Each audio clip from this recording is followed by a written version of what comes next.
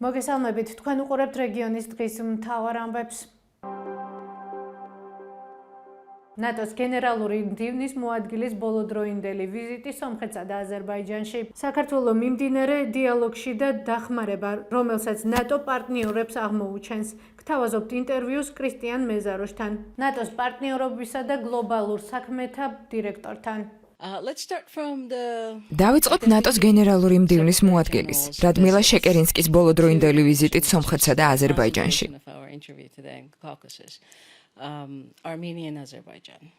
რა არის ის მთავარი შედეგები და დასკვნები, რაზეც შეგიძლიათ გვესაუბროთ? მისი ვიზიტი რეგიონში არის ნათელი სიგნალი იმისა, თუ რაოდენ დიდ მნიშვნელობას ანიჭებს ნატო და მისი მოკავშირეები სამხრეთ კავკასიას. არსებული გეოპოლიტიკური ტურბულენტობისა და მოვლენების ფონზე, მათ შორის უკრაინის წინააღმდეგ რუსეთის აგრესიის გათვალისწინებით, ამ რეგიონის უსაფრთხოება და სტაბილურობა ყველა მოკავშირისთვის უმნიშვნელოვანესია. ეს ვიზიტი სწორედ ამის დასტური იყო. ის ორივე ქვეყანას დეკემბერსა და იანვარში ეწვია. მთავარი დასკვნა ისაა, რომ ჩვენი პარტნიორობა, რომელიც 3-10 წელზე მეტ სითვლის, ისეთივე მნიშვნელოვანი და მტკიცეა, როგორც არასდროს. ამ პარტნიორობის ფარგლებში ჩვენ ვახორციელებთ როგორც პოლიტიკურ დიალოგს, ისე პრაქტიკულ თანამშრომლობას. ამჯერად ის სათავეში ედგა დიალოგის ნაწილს, კონსულტაციებს, შეხვდა ორივე ქვეყნის ხელმძღვანელობას და გადასცა გზავნილი ერთმანეთთან საუბრისა და ერთობლივი მუშაობის აუცილებლობის შესახებ. მან ხაზი გაუსვა ჩვენი პარტნიორობის მნიშვნელობას და ალიანსისთვის სომხეთისა და აზერბაიჯანის სტაბილურობისა და უსაფრთხოების პრიორიტეტულობას.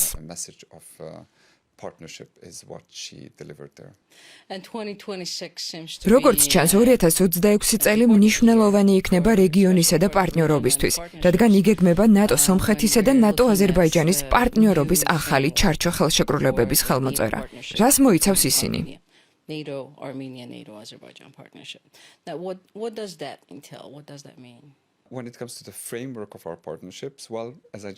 რაც შეეხება ჩვენი პარტნიორობის ჩარჩოს, როგორც აღვნიშნე, ის დიდი ხანია არსებობს. სომხეთისა და აზერბაიჯანის პარტნიორობა მშვიდობისთვის პროგრამისა და ევროატლანტიკური პარტნიორობის საბჭოს წევრები არიან და მათ უკვე შეიტანეს წვლილი ევროატლანტიკურ უსაფრთხოებაში. ასე რომ პარტნიორობის საფუძვლები უკვე არსებობს. ის, რაზეც ახლა ვმუშაობთ, კონკრეტული ინსტრუმენტია. თითოეული პარტნიორისთვის ჩვენ გვაქვს ეგრეთ წოდებული ინდივიდუალურად მორგებული პარტნიორობის პროგრამა. ეს არის დოკუმენტი, რომელიც აერთიანებს ნატოსა და კონკრეტული პარტნიორის სტრატეგიულ ამოცანებსა და მიზნებს. მასში გაწერილია როგორც მნიშვნელოვანი პოლიტიკური მიზნები, ისე პრაქტიკული ღონისძიებები, დაწყებული სამხედრო სწავლებებით, დამთავრებული ენის კურსებით და ასე შემდეგ.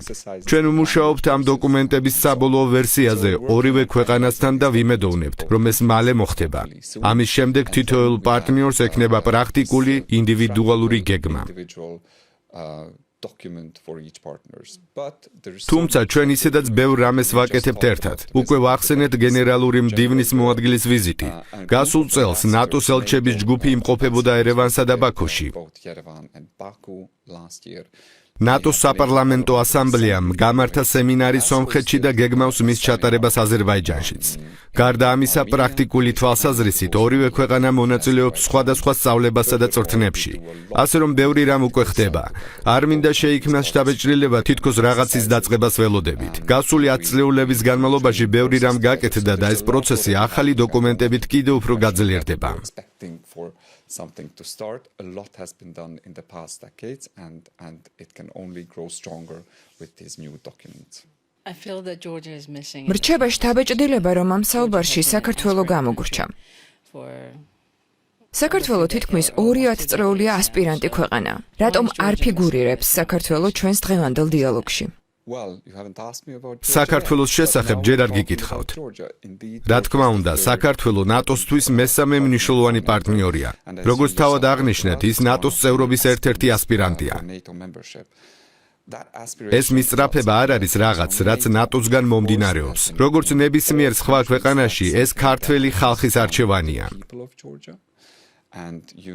თქვენ იცით, რომ ქვეყანაში არსებობს მკაფიო მხარდაჭერა ევროატლანტიკური და ევროპული ინტეგრაციის მიმართ. მეტიც, ეს ჩაწერილია საქართველოს კონსტიტუციაში. ეს არის ჩვენი სახელმძღვანელო პრინციპი. საქართველო პარტნიორია. თბილისში გვაქვს სამეკავშირეო ოფისი, რომელიც ხელს უწყობს ჩვენი ურთიერთობებისა და პრაქტიკული თანამშრომლობის წინსვლას. გვაქვს ნატო-საქართველოს არსებითი პაკეტი, რომელიც უკვე 10 წელზე მეტია მოქმედებს. მისი მეშვეობით ნატოს ექსპერტები კონკრეტულ დახმარებას უწევენ საქართველოს თავდაცვის სამინისტროსა და შეიარაღებულ ძალებს, თავდაცვისა და სამხედრო რეფორმების სხვადასხვა სფეროში. ასე რომ თანამშრომლობა უწყვეტია.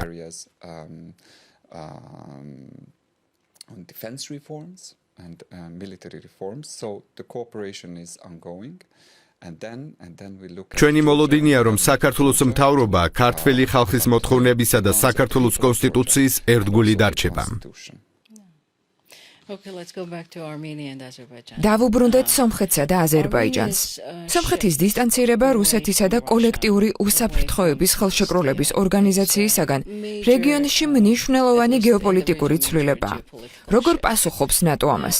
იღებს თუ არა სომხეთი დამატებით დახმარებას ამ პროცესში? იქნება ეს პარტნიორობის ფარგლებში თუ ნატოს სხვა ტიპის მხარდაჭერა? Support that NATO could provide Armenia in this process of this transformation. Thank you. This gives me an opportunity to clarify. გმადლობთ, ეს კითხვა მაძლევს საშუალებას განვართო, როგორ მუშაობს ნატოს პარტნიორობა. სინამდვილეში ჩვენ ამას მოთხოვნაზე დაფუძნებულს ვუწოდებთ. ეს ნიშნავს, რომ პარტნიორი თავად მოდის ნატოსთან პარტნიორული ურთიერთობისა და მხარდაჭერის სურვილით. სხვა სიტყვებით, რომ ვთქვათ, ნატო არასდროსაა დაკავებული პარტნიორების და სხვათა შორის არც წევრების ძიებით. მიუხედავად იმისა, თუ რას ისმენთ რუსული პროპაგანდისა და დეზინფორმაციისგან. ნატო არ ფართოვდება თავისთავად, ის არ ნადირობს წევრებზე ან პარტნიორებზე. მე თავად ვარ იმ ქვეყნიდან, რომელიც ალიანსს 1999 წელს შეუერთდა. შემიძლია გითხრათ, რომ 90-იან წლებში ნატოს არ უთხოვია უნგრეთისთვის გაწევრიანება. პირიქით, უნგრეთი ითხოვდა ნატოში მიღებას. რაც შეეხება სომხეთს, ნატო პატივს სცემს ყველა ქვეყნისა და ერის არჩევანს. სომხეთს, როგორც კოლექტიური უსაფრთხოების ხელშეკრულების ორგანიზაციის წევრს, ჰქონდა აბსოლუტურად გამართული და კარგად განვითარებული პარტნიორობა ნატოსთან. ეს არასდროს ყოფილა დაბრკოლება პარტნიორობის განვითარებისთვის. შესაბამისად, სომხეთის საგარეო პოლიტიკაში არსებულ ცვლილებებს ნატო და მისი მოკავშირეები სრულ პატივისცემას უცხადებენ. ჩვენ ამას არ გამსჯით და მზად ვართ მეტის გასაკეთებლად. თუ სომხეთი ასე გადაწყვეტს და ჩვენი პარტნიორობისა და ინდივიდუალურად მორგებული პროგრამის ფარგლებში ეს უკვე ხდება, ჩვენ შეგვიძლია განვიხილოთ დამატებითი შესაძლებლობები თავდაცვის რეფორმების მხარდასაჭერად, შეიარაღებული ძალების მოდერნიზაციისა და საბჭოთა კავშირის სტილის არაეფექტური მეთოდებიდან დასავლური ტიპის სამხედრო მოდელზე გადასასვლელად. ჩვენ პატივს ვცემთ სომხეთის ნებისმიერ არჩევანს. ეს არ არის ის, რასაც ჩვენ ვითხოვთ, მაგრამ მზად ვართ გავაკეთოთ იმდენი, რამდენსაც პარტნიორი ისურვებს. რა თქმა უნდა, იმ პირობით, თუ ეს ალიანსის ინტერესებსაც შეესაბამება. არსებობს თუ არა რაიმე რისკი სომხეთისა და ნატოს პარტნიორობის განვითარების ტემპთან დაკავშირებით? არის თუ არა საფრთხის შემცველი პროცესის დაჩქარება ან პირიქით შენელება?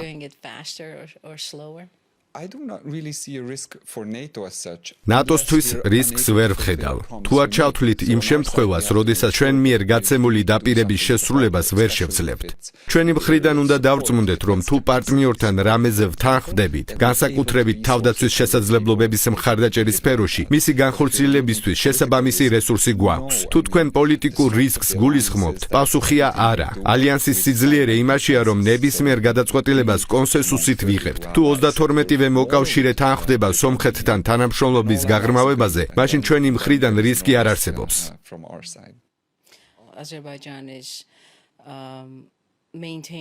აზერბაიჯანი ეკონომიკურ და გარკვეულწილად პოლიტიკურ დონეზე რუსეთთან კარგ ურთიერთობას ინარჩუნებს. როგორ უმკლავდება ნატო ამ მოცემულობას? Again, I don't feel we need to navigate as კიდევ ერთხელ ვიტყვი, არ ვთვლი, რომ აზერბაიჯანისა და რუსეთის ურთიერთობებში ჩარევა გჭირდება. ეს არასდროს ყოფილა დაფრკოლება ჩვენი პარტნიორობისთვის. ჩვენ ამას პატივს ვცემთ და ვიღებთ. აზერბაიჯანთან ბევრ საკითხზე მჭიდროდ თანამშრომლობთ, მათ შორის ენერგოუსაფრთხოებაზე. ის ევროპული ქვეყნებისთვის ენერგიის მნიშვნელოვანი მიმწოდებელია, განსაკუთრებით ახლა, როცა რუსულ რესურსებზე დამოკიდებულებისგან თავისუფლდებით. თანამშრომლობთ სამეცნიერო სფეროში, სამხედრო სწავლებების განათლებისა და ტრენინგების მიმართულებით. რა თქმა უნდა, არ გვავიწყდება ის მნიშვნელოვანი მხარდაჭერა, რომელიც აზერბაიჯანმა გაგვიწია ავღანეთის ოპერაციებში. ისინი 2021 წელს ქაბულის აეროპორტში არაწევრ ქვეყნებს შორის ერთ-ერთი უკანასკნელნი დარჩნენ. აზერბაიჯანელი სამხედროების სიმამაცე ნატოს არ დავიწყებია.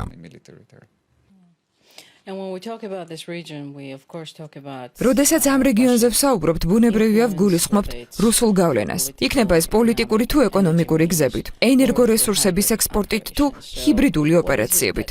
როგორ ეხმარება ნატო სომხეთს, აზერბაიჯანსა და საქართველოს ჰიბრიდული ოპერაციების და დეზინფორმაციის მოგერიებაში?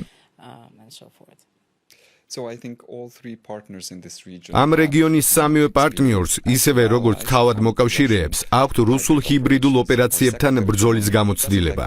ჩვენს გენერალურ მდივანს არ უყვარს სიტყვა ჰიბრიდული, რადგან მისი აზრით ის სრულად ვერ ასახავს იმას, რაზეც სინამდვილეში ვსაუბრობთ. საბოტაჟი, მკვლელობები, არჩევნებში ჩარევაც კი, ეს ძალიან სერიოზული საკითხებია. თუ მათ უბრალოდ ჰიბრიდულს უწოდებთ, შეიძლება რაღაც რბილ და უწყინარ მოვლენად მოგვეჩვენოს. სინამდვილეში ეს არის რუსეთის მხრიდან განხორციელებული უმძიმესი ქმედებები, რომლებიც ემსახურება დემოკრატიის დაზიანებას და დემოკრატიულ გადაწყვეტილებებში ჩარევას. ხშირ შემთხვევაში კი უკრაინისთვის ჩვენი მხარდაჭერის შეფერხებას. ფიქრობ, მოკავშირეებისა და პარტნიორების მაგალითზე ვხედავთ, რომ პირიქით ეს ქმედებები მხოლოდ აძლიერებს უკრაინისადმი ჩვენს მხარდაჭერას და იმედია, ჩვენს დემოკრატიებსაც განამტკიცებს. სწორედ ამიტომ ვმუშაობთ მედეგობის გაძლიერებაზე, ინფორმაციისა და გამოცდილების გაზიარებაზე. Where we can work with partners and share information and experience with experiencing such hybrid attacks from Russia. And of course there's an important სომხეთში მნიშვნელოვანი არჩევნები ახლოვდება. ჩვენ ყურადღებით ვაკვირდებით მოვლენებს და ველოდებით რუსულ ჩარევას, რაც სამწუხაროდ ჩვეულებად იქცა დემოკრატიული პროცესების დროს. თქვენ მოკლედ ახსენეთ უკრაინა. არის თუ არა რამე, რაც რუსულ ოპერაციებთან დაკავშირებით ნატომ უკრაინის მაგალითზე ისწავლა და ეხმარება თუ არა ნატო თავის კავკასიელ პარტნიორებს ამ გაკვეთილების საკუთარ სისტემებში დანერგვაში. უკრაინას სამწუხაროდ ბევრი მწარე გაკვეთილი აქვს როგორც ბრძოლის ველიდან, ისე რუსული ჩარევის მეთოდებიდან, რაც ყველამ უნდა გავითვალისწინოთ. ჩვენ რამდენიმე მიმართულებით ვმუშაობთ ამ გაკვეთილების ანალიზისა და დანერგვაზე. პოლონეთში, ბიდგოშჩი დავაფუძნეთ ნატო-უკრაინის ერთობლივი მომზადების განათლებისა და წვრთნის ცენტრი, რომელიც სწორედ ამ გამოცდილებას აგროვებს. ასევე გვაქვს ანალიზისა და გამოცდილების გაზიარების ერთობლივი ცენტრი პორტუგალიაში. ეს ნატო სტრუქტურაა, სადაც ხდება გამოცდილების სისტემატიზაცია. ჩვენ აუცილებლად უნდა გავითვალისწინოთ ის მწარე გაკვეთილები, რომლებსაც უკრაინა ამ სასტიკი ომის ფასად იღებს.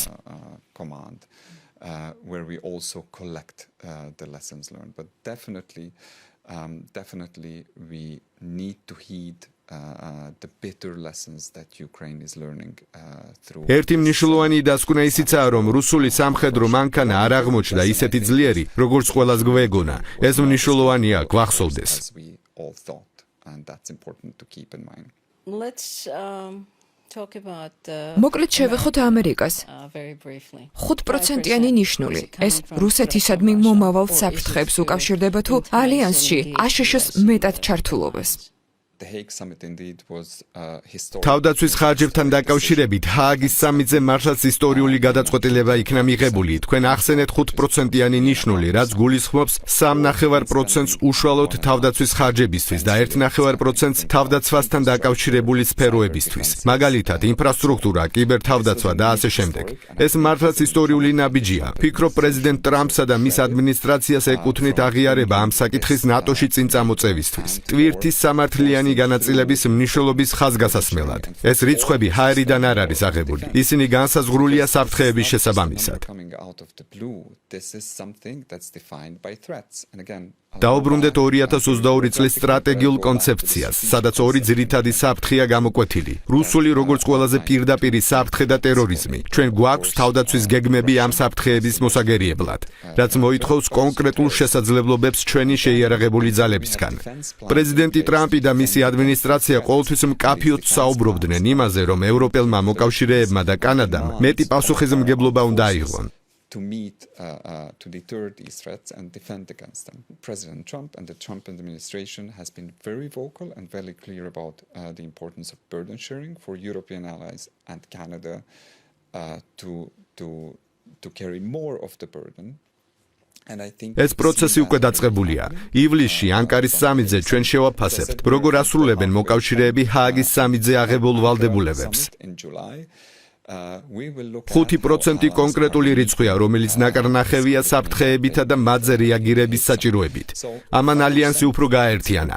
ეს იყო 32-ვე ქვეყნის ერთობლივი გადაწყვეტილება, რაც ორგანიზაციას კიდევ უფრო გააძლიერებს.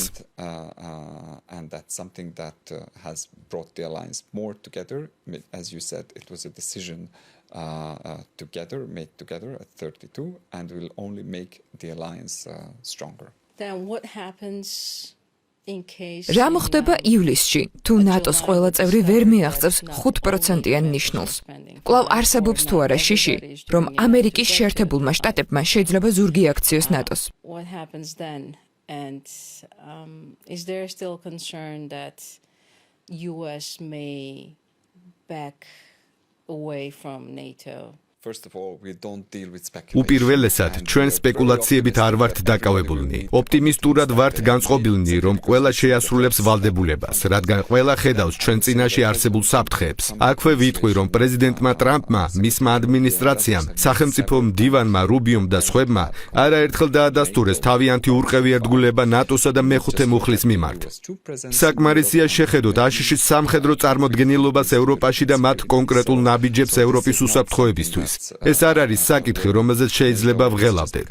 ნატო 5%-იანი ხარჯვითი მიზნით მხოლოდ ძლიერდება. And I'm very optimistic that all allies are working towards that. Are you optimistic? ხართ თუ არა ოპტიმისტურად განწყობილი, რომ არსებული გამოწვევების ფონზე ღია კარის პოლიტიკა ძალაში დარჩება? Threats and challenges that we face.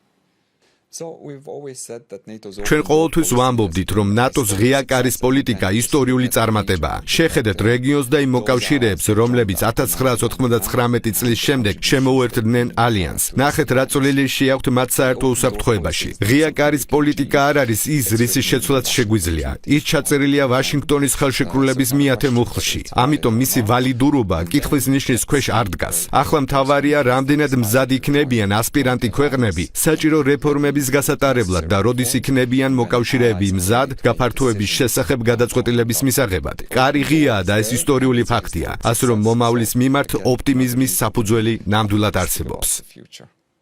მეტი და დეტალური ინფორმაციისთვის ეწვიეთ ჩვენ ვებ და Facebook გვერდს. გმადლობთ რომ გვიყურებთ. ხოლმე